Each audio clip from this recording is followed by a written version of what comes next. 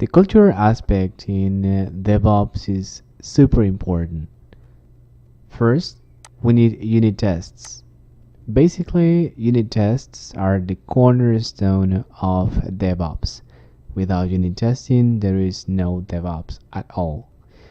When we talk about unit testing, we have to make sure that we have the right test suite.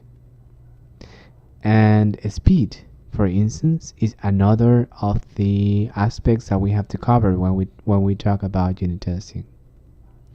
The next one is documentation.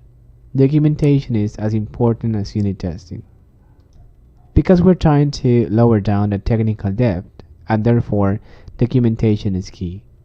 When we talk about documentation, the code itself should actually be self-documented.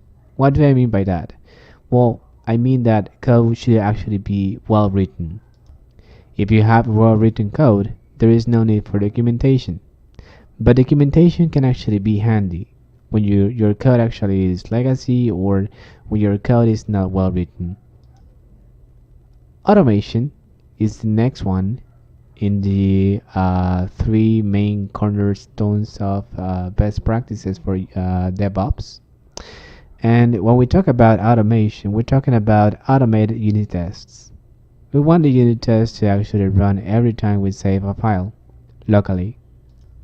Remember that those unit tests are also going to run on the server, isolated server in this case, when we actually implement continuous integration and continuous delivery, and of course the pipeline. Automation actually allows to prevent regressions because if there's a unit test that actually doesn't really run well or fails, then the code is not going to deploy anything. So that way we can actually avoid introducing bad mutations to our code base.